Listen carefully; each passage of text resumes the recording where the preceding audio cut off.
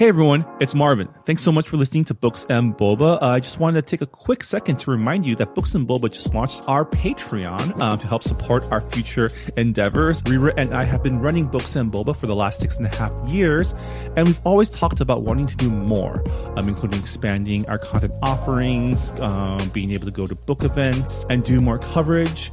And so to help us get closer to those ambitions, we started a Patreon to help us grow and to better support books by Asian and Asian American authors. We are offering 2 tiers for our Patreon. The first is our regular Boba member coming in at $3 a month, which will give you access to our brand new Books and Boba Discord server, so you can engage with your fellow Books and Boba Club members and also Rira and myself in real time. This is where we'll be aiming to move the bulk of our book club discussions, but rest assured we'll still have a presence on Goodreads as well. And our premium tier is our Honey Boba member tier, coming in at $5 a month, where in addition to access to our Discord server, you'll also get access to our monthly Boba Chats, a bonus podcast where Rira and I and some guests will get together each month and have a more casual discussion on stuff that may or may not be book related, as well as answer some listener Q&A. Honey Boba members will also have access to a poll to help decide an official Books and Boba book pick once per quarter. So if any of that sounds interesting to you, support Books and Boba on Patreon by going to patreon.com/booksandboba. As always, Rira and I really appreciate your support. All right, thanks for listening, and I'm on with the show. This episode of Books and Boba is brought to you by First Republic Bank. The world is changing, and your needs are evolving. As your focus turns to what matters most to you and your community, First Republic remains committed to offering personalized financial solutions that fit your needs. From day one, you'll be connected with a dedicated banker who will serve as your primary point of contact throughout your relationship with the bank. They'll be there to listen to you, understand your values, and meet you on your financial journey. Your banker can offer solutions that support your goals at any stage, from setting up a personal checking account to refinancing household debt to buying a first home. As your needs evolve, you can call or email your banker at any time for the support you need. Because First Republic believes what matters to you matters most. Learn more at firstrepublic.com. That's firstrepublic.com. Member FDIC, Equal Housing Lender.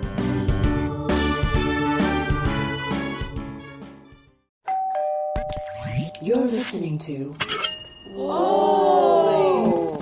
Potluck.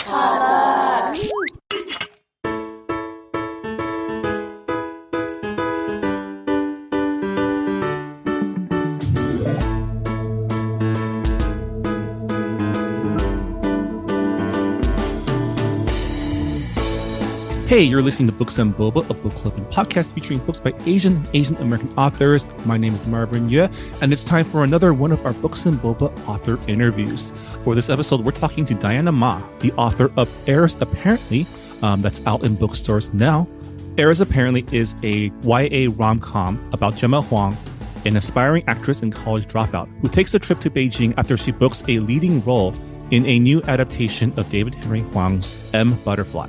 When she gets there, she finds out she's a dead ringer for one of China's most popular socialites. And what follows is a summer of Gemma reconnecting with her culture and heritage, as well as finding out more about the family history that her parents have been keeping from her. Rira and I had a great chat with Diana. We talked to her about her book, about her journey as an author, and also about the dreaded question, where are you really from? So yeah, please enjoy our interview with Diana Ma.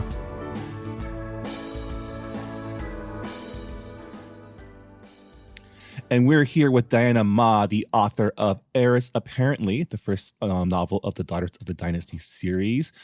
Hey, Diana, congratulations on your debut. Your book just came out, I guess, this past... December 3rd, right? Yeah. Yes, it's December 1st, actually. Oh, 1st. Okay. Yeah. Thank you so much. Yeah. Hopefully you're having a good book launch in this age of COVID. Anything interesting happened to you this past week? Yeah, I was not expecting my book launch to look like this, but having never had one before, I didn't know what to expect. But it's been actually kind of cool in that I'm able to do things that I wouldn't have been able to do otherwise because everything is virtual.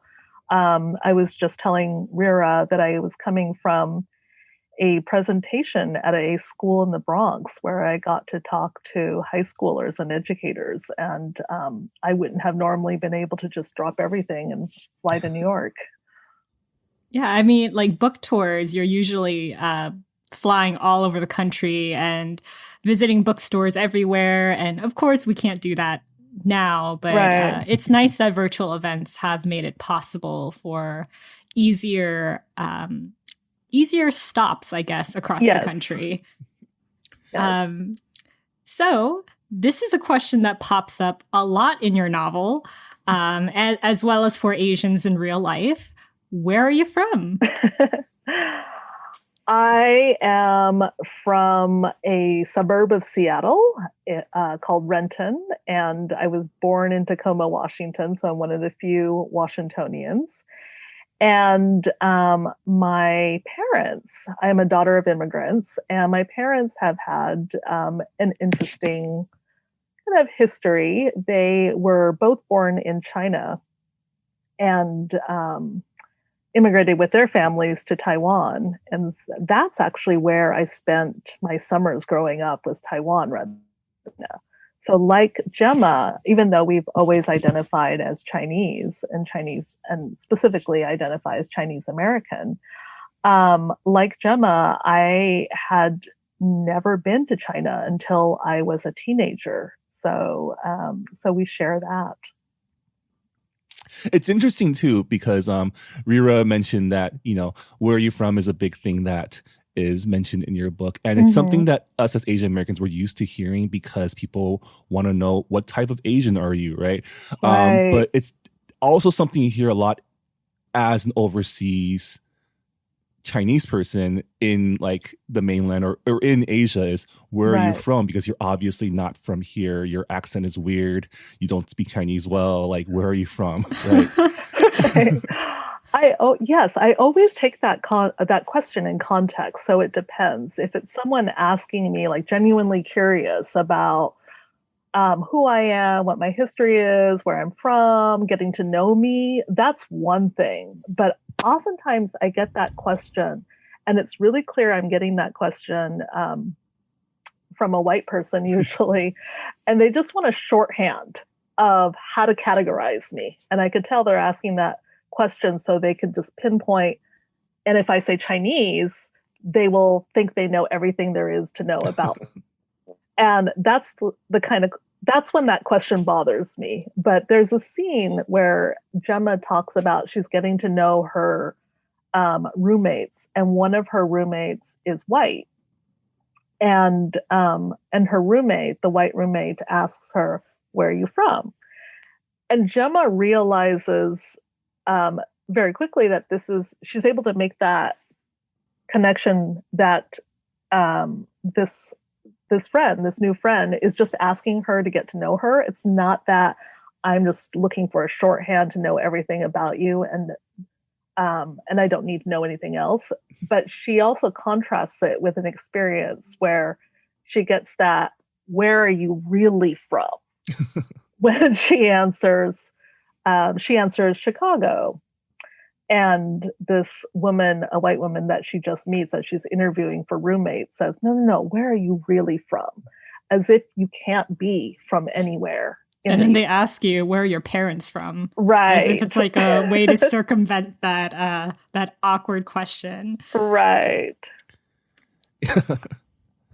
Oh, yeah. But the question of like, where do you come from? I mean, we mentioned it. We get that question a lot from even Asians when we go overseas. Right. And I think that's like a really important question because, a lot of like Asian countries, like knowing where your parents' hometown is, for example, because it's 2 degrees of separation in whatever Asian country you live in. Right. So by knowing where your family comes from, you're able to get history. You're able to get what kind of people they are and like what kind of background that they grew up in. Right. But with Gemma, her parents never tells her anything about her family and forbids her from ever going to Beijing, ever going to China. And even though most of our Asian American parents, they're not hiding a revolutionary secret from us, most of the time, Asian immigrant families love secrets, but usually they're not like huge life-changing secrets. Right. So I think it's really common for a lot of us, a lot of children of Asian immigrants, to not know our family history. And it's really isolating. And you can tell from like Gemma's character that she has this longing to get to know her family and to know even if she has family in Beijing, because she doesn't know. So my question is, I mean, you talked a little bit about like your parents and being a child of immigrants. How was your experience learning about your family history and just, getting in touch with your roots, I guess, for this book? What a great question. So I was very concerned about my parents reading this book. Of course. And I was worried that not that I think there's any one authentic, essential way of being Asian or of being Chinese, but I was worried about getting it wrong, whatever that meant. Because when I was growing up, the worst kind of insult that I could get was, "Oh, you're so American." And it was just like that sort of sad disappointment of, look at how much she's assimilated. And so I didn't want to write a book that would be this completely assimilated American view. I wanted to make sure that I captured the nuance and complexity of Chinese culture, Chinese history, and I was very aware also of how China is seen by Americans as authoritarian government. And when people talk about China's traditional culture, it's kind of code for backwards and sexist and not very progressive. And that's not the China I wanted to portray, because the truth, as it always is more complicated. So my family doesn't really talk about the history of China or the culture, which is kind of funny because I've always known that my father studied political science, much like Gemma's father does, although they're very different people. My father is nothing like the father in Heiress Apparently. But so when this book came out, my mother read it and loved it. And my father was just bursting with pride, which I was so worried about. And he came over, and this is pandemic time, so he put a mask on and came over, and he handed me this hand-bound book. It was very yellowed. It turned out it was his graduate dissertation. Oh, wow. And it was on Chinese history and culture. And I thought, so all that research I did was unnecessary. He had it the entire time. This whole time. And but I was scared to ask him, because I was scared to tell him I was writing a book about a Chinese American who was going to China, a novel set in China, because I was afraid. I guess I was afraid that they would be afraid that I would get it wrong. But, yeah. That's amazing. Yeah. I mean, talking to our parents about our backgrounds is, I think, I don't want to generalize, but is a shared anxiety. Yeah, amongst Asian Americans. I know I didn't really start talking to my parents seriously about that stuff until I was an adult, really.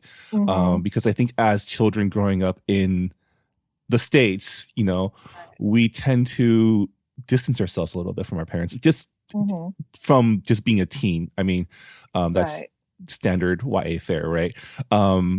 like speaking of your parents, something that we like to ask our authors is, since it is a podcast for Asian American authors, how did you get into writing and how did you decide to pursue it as a career? And I mean, were your parents okay with it? It's a great question. I have taken a long break from writing. So I wanted to be a writer ever since I was little, ever since I realized that that was a thing, that there were people who wrote the books I read and they were called authors and they actually got paid for doing this, for creating these magical worlds. So I went to an MFA program and promptly got my love of writing beaten out of me. Oh no. I know. It was a long time ago, but YA books, young adult books, weren't really a thing that had literary merit that you could get a degree in. So there was no way I could bring a young adult story into a writer's workshop. It didn't even occur to me, really. And when I did bring these sort of belabored, I'll just say they were terrible, terrible stories into this writer workshop. They were pretentious. They were trying to be literary.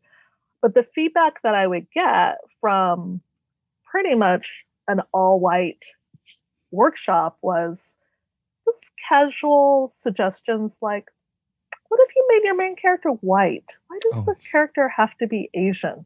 Barf. And I was kind of like, what? Why does the character have to be white? Why doesn't that question get asked? But it was just, there was no awareness that that question might even be offensive, that that I was put on the spot and had to justify why I wanted to write a character who shared my racial identity. So I guess I thought I wasn't cut out to be a writer. And I took my degree and did one of the only few things that I thought I could do with it, which was become a teacher. So I became an English teacher at a community college and thankfully love it. And then had kids. And it wasn't until 2017, right after the inauguration, when a friend of mine said to me, you know, I think that this is going to be a time of cultural resistance. And I am looking forward to seeing the art and the literature that comes out of this time, this very scary time. And then I remembered I used to be a writer once upon a time, and I thought I could be one of those authors who is writing resistance. And when I thought about the kind of writing I wanted to do, it was immediately going to be young adult. There wasn't any question. Those were the books that spoke to me. These were the books about young people going out and changing the world. And that's what I wanted to do. It sounds like the timing hit right too, because 2017, 2018 was about the time when Crazy Rich Asians came out, and there was a big surge of demand for Asian stories.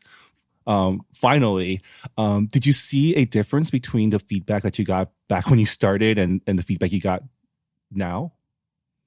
Oh yeah, absolutely.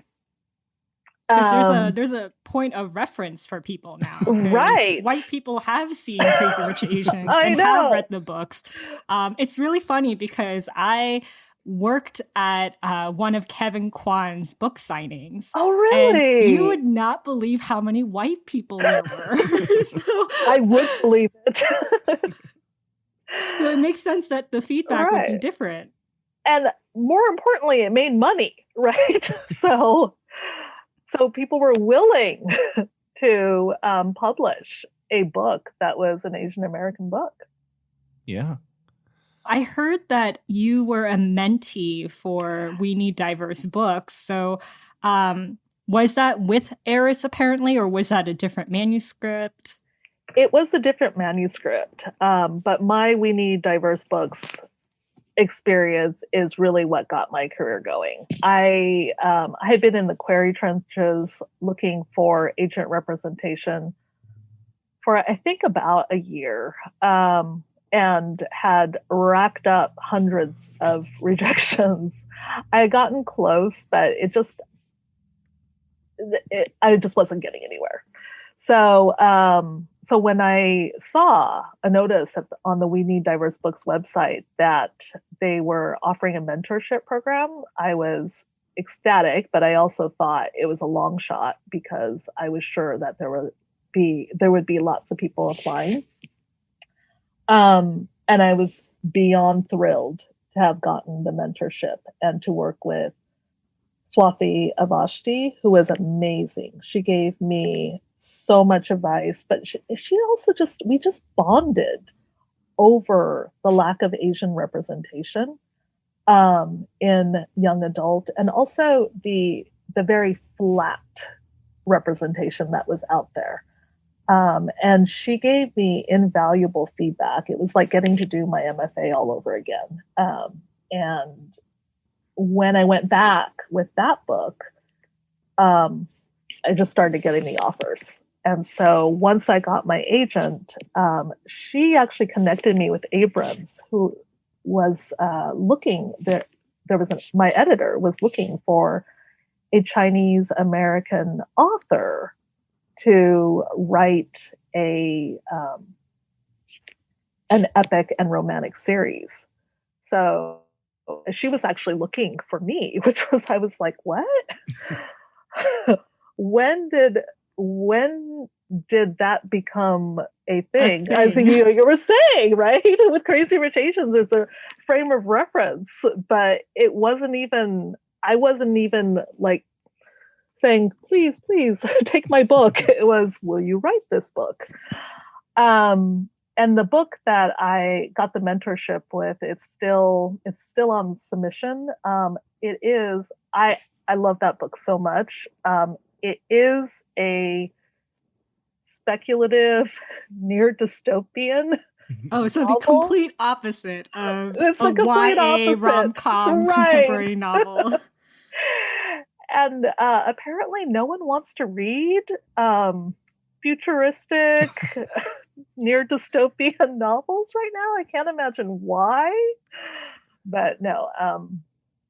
So that's still, I still have high hopes for that one. But in the meantime, there's, as you said, sort of the opposite, this lighthearted rom-com. Yeah. I was interested to see this Asian take on like the hidden princess trope, which is usually, based around like European monarchy. Right.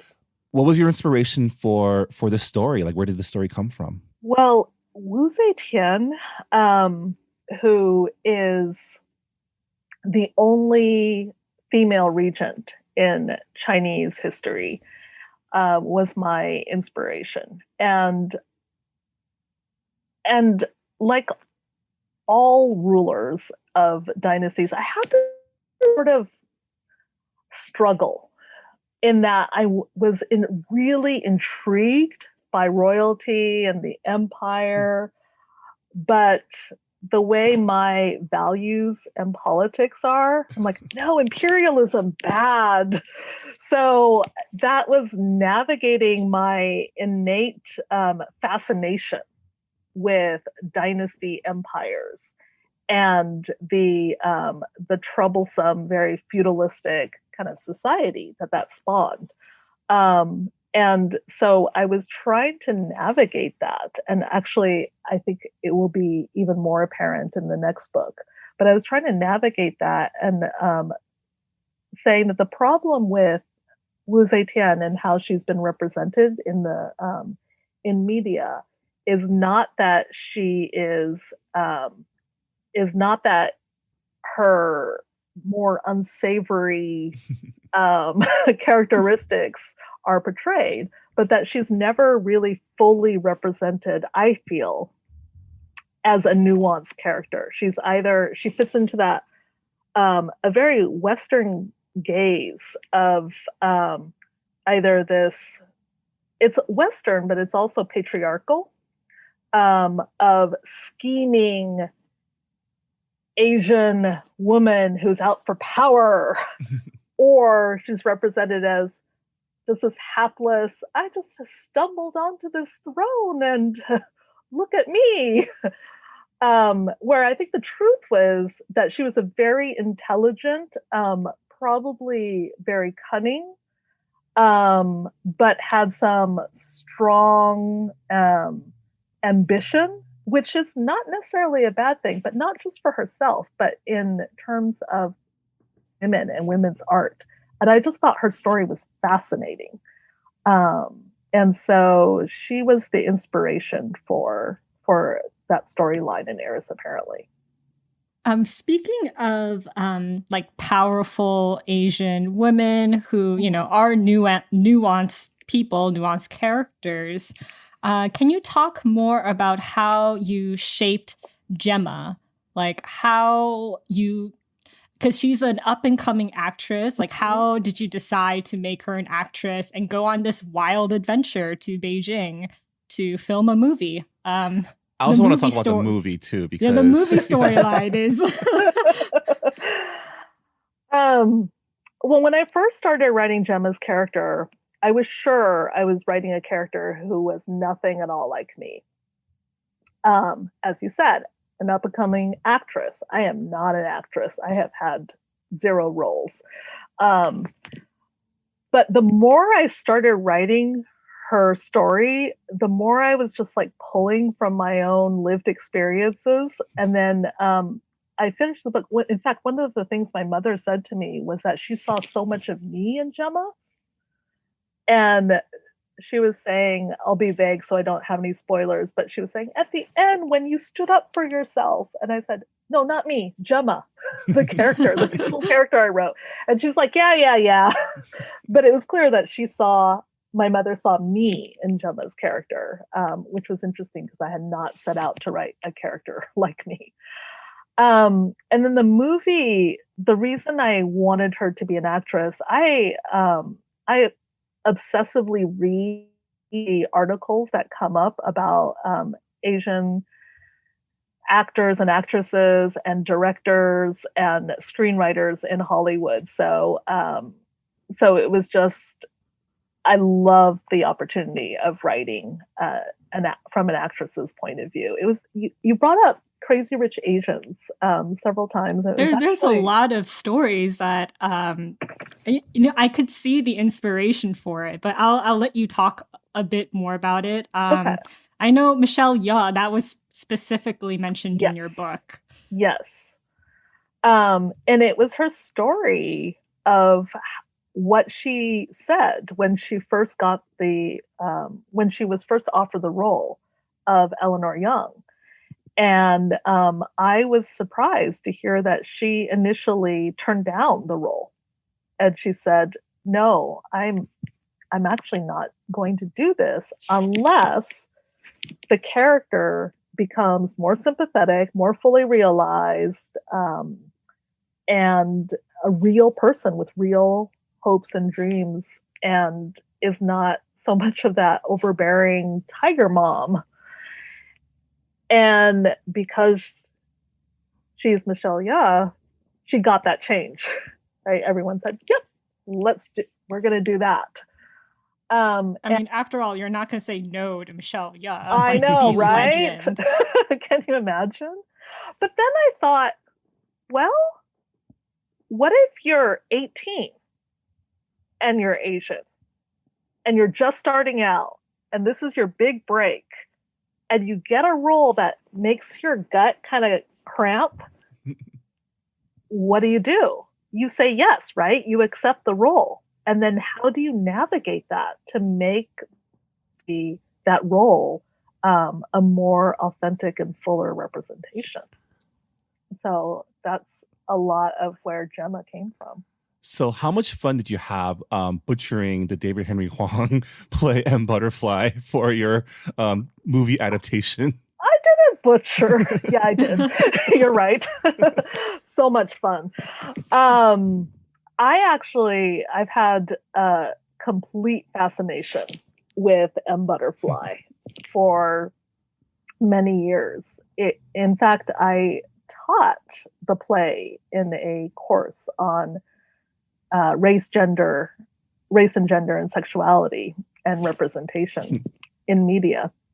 And I find it so interesting what he did with this play, that he used the gender reversals and ideas about sexuality and gender and race and that intersection to kind of upend Western assumptions of Asian culture as innately submissive. And I thought, that's fantastic. And then, but one of the things that I've struggled with is that there aren't really any fully realized Asian female characters in that play. If you, not to give too much away, but and so there is a moment when Gemma, so she auditions for the role of a remake of M. Butterfly, and she gets the phone call from her agent, and her agent says, guess what? You got the lead role in the remake of M. Butterfly. In my book, I call the movie Butterfly, in the film Butterfly. And Gemma says, wait, what? There are no lead female characters in the book. Who am I supposed to play? And then she gets the script, and all of her fears are realized. This is a script written by a white man. It's directed. One of the directors is a white man, and like everything she has worried about portrayals of Asian women and Asian men in stereotypical ways is realized as soon as she gets the script, and she takes the role anyway. So I had to create in my head a whole new movie, this is kind of like a rom-com in a rom-com. Yeah, it's like that saying, it's put yourself in the shoes of a mediocre white man and write the script you think he would write. Yes, that's exactly what I did. I feel like that's fun though, because like, I don't know, like writing a good movie, a good play sounds hard, but writing like the worst possible, like stereotypical movie, I don't know, it just sounds so fun, because like just thinking about all of the like the worst possible scenarios, like that sounds so awkward and just like so fun for a writer to create, you know? It was so much fun. Especially since when I watch a movie, you know, that moment you have when you're watching a movie and you're actually enjoying it and you're into it, and then there's that sort of like internal screech and a stereotypical Asian character appears on the screen, or when just something that goes, oh, why did you have to ruin this for me? I can't even just watch a rom-com without having that moment. So there's unfortunately a lot to draw upon for this mythical script. I like that you mentioned, like in the book, like Gemma's like, I want to play all of the roles. I want to play someone who's in a heist, like Awkwafina in Ocean 8, like her wanting to be in a dramatic film, also like played by Awkwafina in The Farewell. Right. And she also mentions like Always Be My Maybe. And when I was reading your book, I was like, wow, these references are so recent, you know, like I was just like, I wonder when Diana started writing the book, like, was she writing it when Asian representation in film, like, was it happening while she was writing it, or has it already happened and she had to like go back and edit it? So it was happening. It was happening. So it was perfect timing for you. Yeah, it was perfect timing for me. So I was I started writing it October of last year, so it went fast. So October 2019. Wow. In fact, there were things, there were movies I couldn't cram in. It was already to print, and I was like, oh, the half of it. That's an amazing movie. Oh, well. Yeah. And I mean, this weekend we have like 2 Hallmark movies or Lifetime movies. I can't tell the two apart. They're the same in my They're the my same, brain. pretty much. But like, yeah, we have like Lifetime movies starring Asian Americans. It's what a time to live in when we have like when even the B movies are like casting Asian Americans. Yes.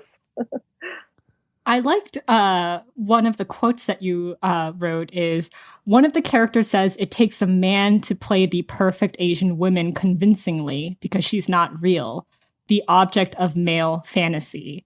And in a later quote, it says, we are either exotically cute or exotically glam in terms of like Asian women. And I thought that was like really interesting in relation to M. Butterfly, the play, because at the end of the play, there's a realization that the main character has loved the idea of the butterfly. And I just thought that was like so poignant. And I'm just like wondering if like the Madame Butterfly part came first and then you weaved in like the gender and sexuality play and like the stereotypical Asian American representation. Was that like after you made like the Madame Butterfly adaptation in your book? Yes. So I had to start with it was kind of complicated because it's a remake of a remake, right? Did I get there's like 4 layers, 4 Right. adaptations of Madame Butterfly. Right. So it's Yeah. so it was a little Madam Butterfly to M Butterfly to Butterfly. So you just keep yes. making the madam disappear as we go Exactly. I along. just keep Right? making it shorter and shorter and shorter. But one of the things, that line was in reaction to a line that the character Song Li Ling in M Butterfly says. And what's so interesting, I didn't get the whole context of it in the scene that I wrote because it was getting long and very complicated. But the context, I think, is really interesting because Song Li Ling is presenting as a woman, and I read the play pretty carefully, and it does not seem like the character ever feels that he is anything but a man portraying a woman. So I just gave away the big reveal. It's okay. This play is from 1988. Right, if you have not read exactly. it by now. Good point. And I give it away in the book anyway. So, but it seems, so this is an 88. So this is a time of different gender politics. And gender identity was not discussed as much as it is now. And so it does not seem to me that this character is gender non-binary or trans. It seems to me that this is a cisgender man, an actor portraying a woman. So in that context, Song Li Ling, the character, Song is speaking when he says that line, it takes a man to play the ideal woman because only a man knows the male fantasy. He's actually speaking to a woman.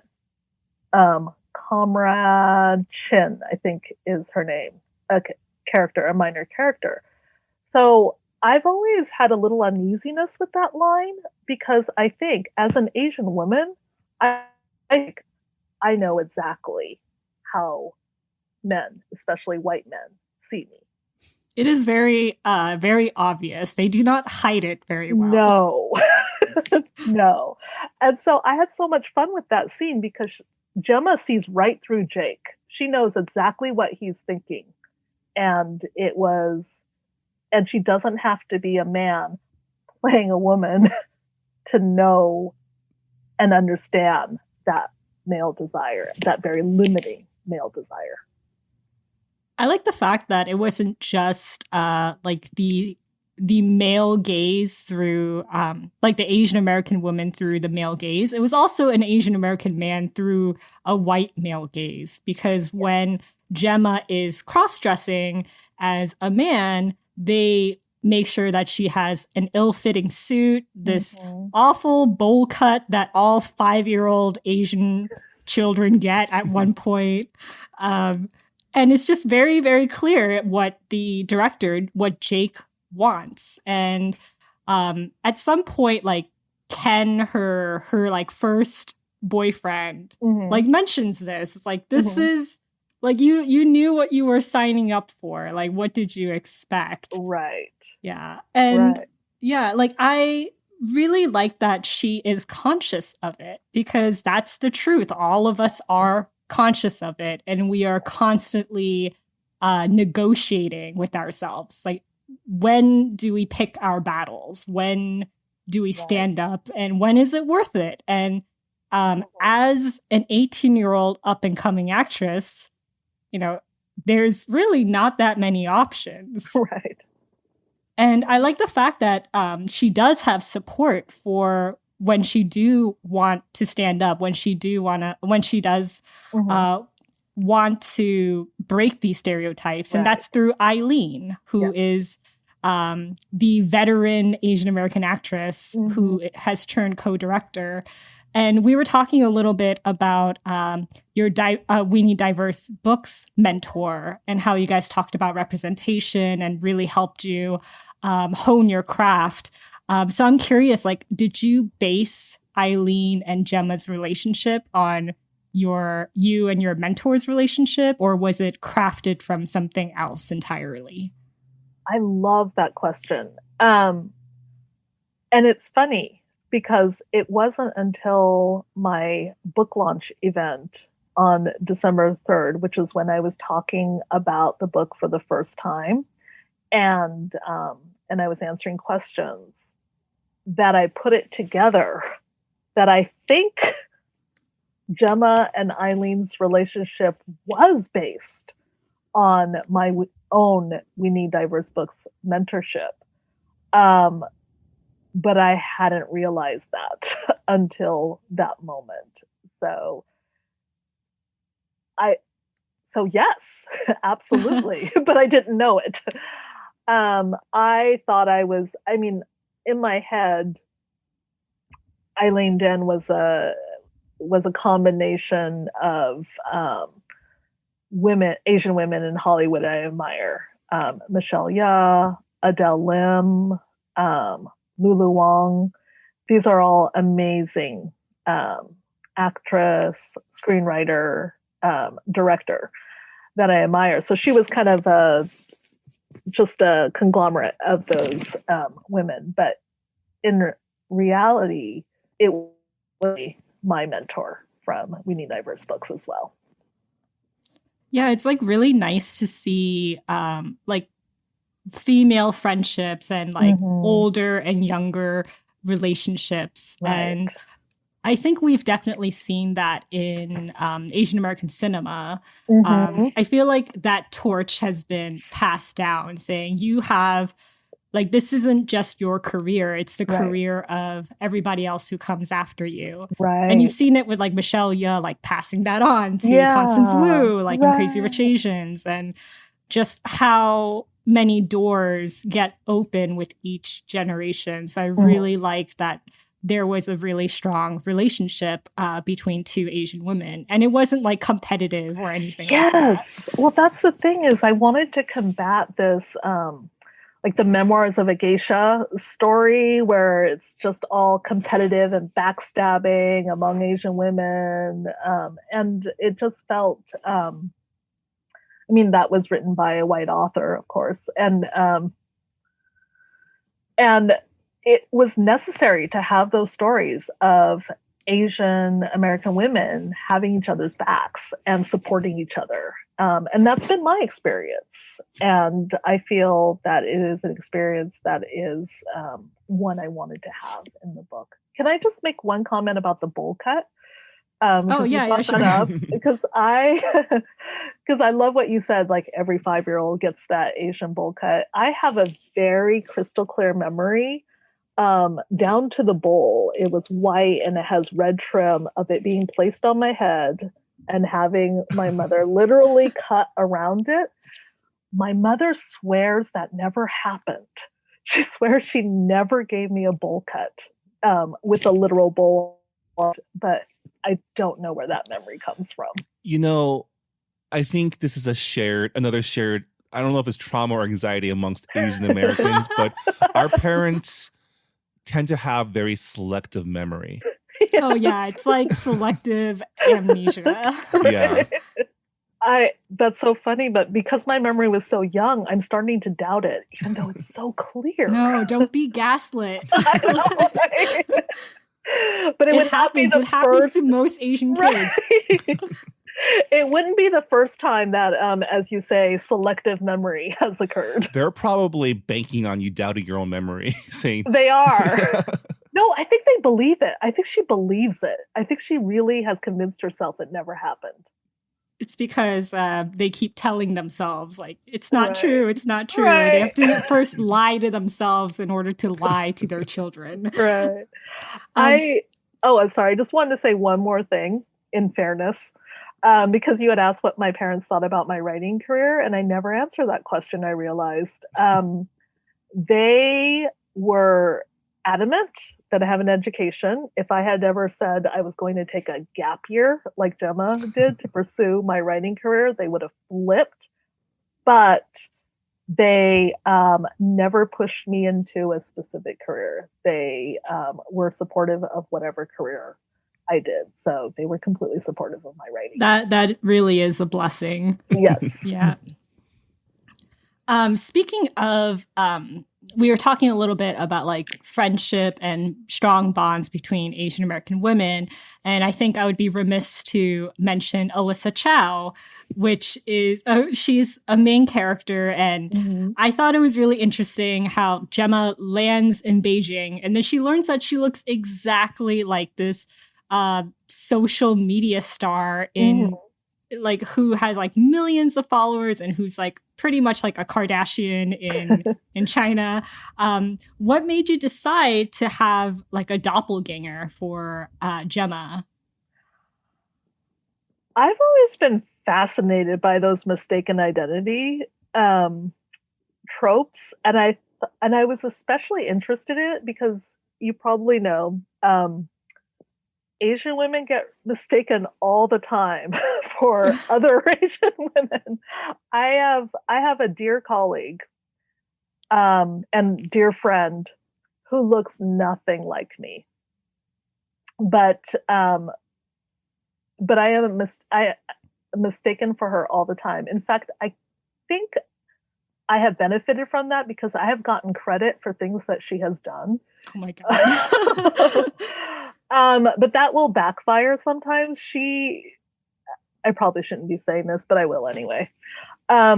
So I had gotten a sabbatical, which at my college you have to apply for, so it's a big deal. And then my friend and colleague got the sabbatical the following year. When they went to put it up on the website, she was her name was put in place of mine, and I just sort of disappeared. Oh God. But that's not even the funny thing. The funny thing is that we sent multiple emails about it, and it was things like, oh, we'll put that in the queue to change, and it took years. It took our dean, who is a white man and just lovely person, to throw up his hands and say, "This is ridiculous." And he wrote an email and got it changed. So, back to your question. I'm sorry. So I thought it would be funny what if she really was mistaken for someone, but someone who actually looked like her, someone who looked exactly like Gemma, and that was the secret.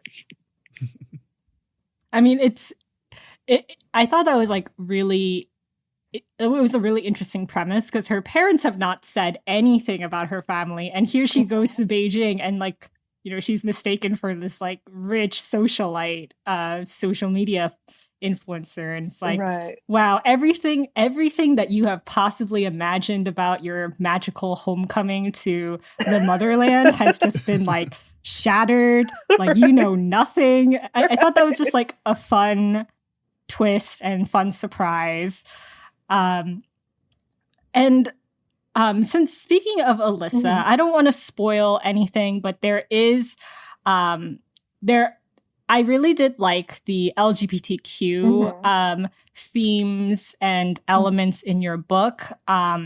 There's a point where Eric, who is the main love interest for Gemma, he says that he's met Americans who think China is a country stuck in the past where they never left a cultural revolution, and they believe that like they're like super strict on queerness and you can go to jail and like all of that. But he says that there is a very clear difference between China's political stance versus what actual Chinese people think and practice.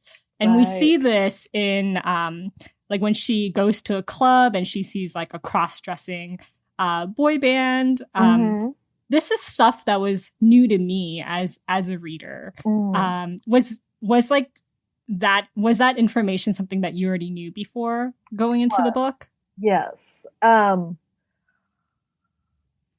always been really frustrated with this idea that there is this, I think, as I said before, this innate traditional Chinese culture that is that's restrictive and not progressive around sexuality or sexual orientation or gender. When we talk about traditional, I think about, well, what if we keep going back? And this is, I think, when it will get interesting to look at the Tang Dynasty when Wu Zetian ruled. And but if we go back far enough, before Confucius, we can see that a lot of our ideas about sexual identity and gender are social constructions, and that people's lived lives were much more fluid and much more complicated. So that traditional Chinese culture in many ways was matriarchal. It had room for this sexual fluidity. So when we say, oh, Chinese culture is so traditional, I always want to ask, what tradition do you mean? Because China has a multitude of traditions, just like any culture in any country does. Anything you wanted to add, Marvin? Sorry, I just realized that I've been taking over the conversation. Oh, no. I've been very fascinated by the discussion. But yeah, thank you so much for writing this book. I think we're about at our time for this interview. Reera, do you have any final questions for Diana? I have a final comment. You said that you were worried about like getting things right, and I think this is something that all authors of like minority and marginalized background they worry about. But I just want to say, like, I think you did a really good job with portraying like what current Chinese people are like in China, and just like the small details with like Weibo and like Google not working and using like VPN, like those are tiny details that I don't think non-Asians or even like non-Chinese authors would have gotten just right. So I think you did a good job with that. Oh, thank you so much. Yeah. Well, the book is Heiress Apparently. It's available at booksellers everywhere now. So go get it for yourself or get it for someone for Christmas. It's a perfect time to buy a book. Diana, thank you so much for joining us on Books and Boba. It was really great speaking with you. Thank you so much to both of you for inviting me. I had a great time. Yeah. All right. Well, good luck on are you still on book tour right now? Are you still doing book events? I am, through the magic of Zoom. Well, good luck on the rest of your augmented book tour. And we're looking forward to that dystopian manuscript.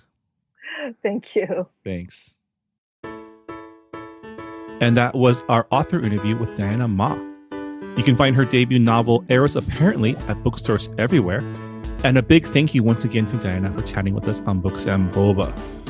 Just a few housekeeping items before we call it an episode. Don't forget you can support Books and Boba by purchasing books by Asian and Asian American authors at our bookshop store by going to the website bookshop.org/booksandboba. Rira has compiled a ton of lists featuring books by Asian authors in a variety of genres. So if you're looking for something to read during the holidays or looking to buy books as gifts, please check it out and help support the podcast. Don't forget our December 2020 book club pick is the YA rom-com When Dimple Met Rishi by Sanya Menon. We'll be discussing that book at the end of the month. And if you have any discussion points you'd like to bring up, please let us know on our Goodreads group. We always love to hear from our members. And we definitely try to incorporate a lot of your feedback on our episodes. So yeah, that's another episode of Books and Boba. Join us next time for our December mid-month news roundup. But until then, happy holidays, stay safe, and we'll see you next time. Bye, everyone. Thanks for listening to Books and Boba. This podcast was hosted by Marvin Yue and Rira Yu and edited and produced by Marvin Yue. Follow the book club on Twitter and Instagram by going to @BooksandBoba and engage with us on Goodreads on our Goodreads group. You can also check out past episodes of the podcast by going to booksandboba.com and by subscribing to us on your favorite podcast app. Don't forget you can support Books and Boba and Asian American authors by purchasing books at our bookshop.org account. Check out the link in our show notes and also at booksandboba.com. Books and Boba is a proud member of the Potluck Podcast Collective, a collective of Asian American hosted podcasts featuring unique voices and stories from the Asian diaspora. Learn more about the collective and check out our fellow Potluck shows by visiting the website podcastpotluck.com. Thanks for listening.